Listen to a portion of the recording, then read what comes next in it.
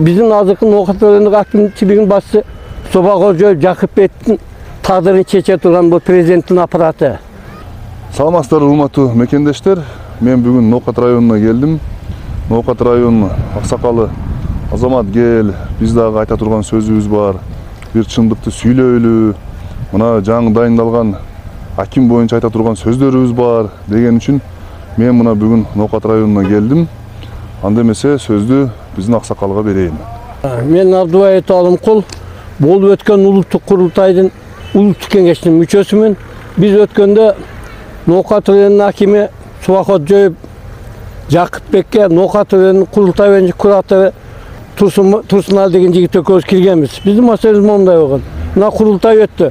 Президент эң сонун маселелерди Кыргызстандын өнүгүүсү боюнча айтыла турган сөздөрдү айтты. Эми 7000-8000ге жакын арыз бар экен курултайга катышкандар. Ушул арыздардын баары караганда негизи көпчүлүк маселелер ушу айылдын маселелери. Адык, суу, жол, чогуу маселелер. Эми ушул маселелерди президент эми сизге тапшырат. Ушуну биз көптөп чечпейлиби деп курултайдын 27 делегаттын кабыл албайсыз десем, мен курултайдын делегаттары нелегитимный. Мен эгер силер топ-топ чогултап турган болсом, прокуратура процесс берет dedi. Анда мен айттым, мен 22 000 eli var, İsanova айыл аймагынан 10 000 шайлоочу бар, айыл аймактан делегат болуп барган адаммын. Сиз гражданин катарында кабыл аласыз. Биз жөн сизден нан сурап келгенибиз жок. Биз ушул Ноқат районунун акыркы мезгилдерде өтө артта калып кетти. Şu орчунун маселелери боюнча сиз менен макулдашайлы дедим. Мисал дегенде биз өнөр жай боюнча мына Улуу Тосум Апру деген көптөгөн жылдардан бери, эсил тагандан бери жабылып турат. İşletсе болот эле. Бир кезде ушул ишканада 1000ден ашык иштечү. Андан чыгарып мына Апшыр көмүркени. Мына азыр жолду талкалап, Чоңалайдан, Кичалайдан көмүр ташып атат машиналар. Апшырдын көмүрү Өзбекстанга 50 километр эле го, жакын эле. Шуну иштетсек болот эле. Бешбуркандын шахтагысы Бешбуркандан Ноқат районуна бир бөлүгү карай иштетсек болот эле. Ошол маселелер бар эле. Ушуларды айтайлы деп келдик. Андан чыгарына аграрный маселелер боюнча мына биздин Исанова айыл аймагында бир жанга үлүш 3 сотиктен 4 сотиктен. Бул 3-4 сотик менен дыйкан жашап кетиш өтө кыйын. Мына мен бир өзүмдүн үйүмөн 3 адам мигрант. Бир эки келиним, бир уулум мигрант. Себебинде иш жоктон кетти булар. Мен айттым, мына азыркы заманда эң жакшы талап мынабы мөмө жемиштерде мына малина, клубника, ежевика жана башка окшогон эгиндерге талап болот. Булар аз жерден көп даремет, көп акча берет экен. Анан мамлекетте салып түшөт. Ушу маселелерди колго албайдыбы? Мына айыл чарба департаменти 3 адам үрөнчүлүк менен заниматься этет. 3 адам 3 кило будай өндүргөн жок, мисалы 3 кило арпа өндүргөн жок. Ушуларды жанагы бак чарбасына окутуп мобилизация кылсак, эл менен иштесе жакшы болот эле. Даярдоо ишканаларын, ушуларды ала турган логистик центрлерди ачып, адистерди алып келип, көчөттөрдү алып келип, ушуну эгер өнүктүргөн болсок, район көтөрүп кетет деп маселемен кайрылган. Бирок бул киши муну уккусу келбеди. Анын ордуна мен акимчиликтин имаратынын 24 миллион сом акча бөлдүрдүм dedi. Men aytdım hakimçiliktin imaratı zararlı emes ko dedim. Bunu 76-жылдары bizim Tüyünüs ayırına деген birinci sekreterimiz oldu. En son imaratı alıp ketken. Oşondan beri kança jer türü, kança can çarçın oldu. İmarat hiç kanday doğu ketken yok. Bütün turat. Bunun nesini oңдош dedim. Bunu başka maksat işletseniz bolboyu dedim. Desem bu kişi çıkmadı. Benim ne aytım gelip.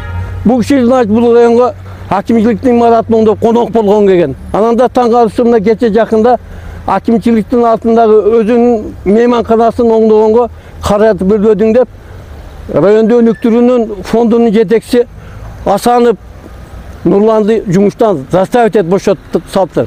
Кабинеттен камап чыгарбай туруп арызын алыптыр да. Эми маселелер көп. Мисалы мына Кичалай массивинде Белалмадан, Журчурактан көмүр ташылып атат. Бул жолду 75-жылы биздин урматтуу адамыбыз Султан Ибраим Ош обкомунун биринчи секретары болгон мезгилинде жолду сал оңдоп кеткен эле. Азыр көпүрөлөргө да доо кетти. Себебинде 60 тонналык, 50 тонналык оор жүк ташуучу машиналар бул лайыкталган эмес. Бул жол ошол Кичалай, Кашка суу массивиндеги элди медициналык тейлөө, окууга барганда, башка шарт түзгөнгө түзүлгөн.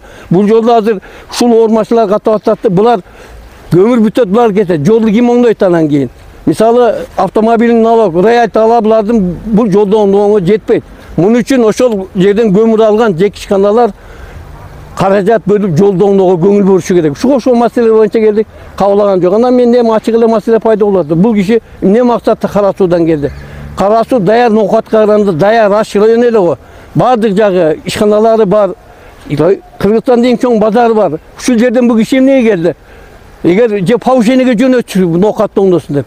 Мен бул кишинин биздин кабыл алып берген жообуна караганда bu kişinin bu жерде иштешке даремети жок экен деген ойго келдим. Эми дагы бир маселе биздин ноокат районунан Кызылкая шаарына жарым жартай тиеши болуп кетет. Мына түштүк Кыргыз цемент комбинаты жөнүндө, ЮКС жөнүндө сөз болот.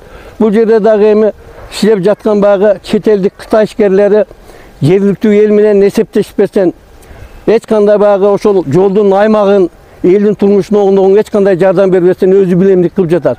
Бул боюнча да эч ким чара көрбөй жатат. Эми мейли бұл ертең bizim баягы цементкен керек болгон известный актада болот. Эл калат ошол жерде. Андан эмне болот эми? Азыр ушул боюнча чара көрүш боюнча да биздин акимдин барган жыйында элдин үнүн тыйып, жообун бербей токтоткула дегенден башка эч эл сөз укпаптыр. Андан чыкар мына Исанов айыл аймагында, Зулфиев айыл аймагында айыл аймактын башчыларына отчет уккан күнү только мактай турган кишилерди алып келиптир. Эч кандай маселе көтөрүлгөн эмес.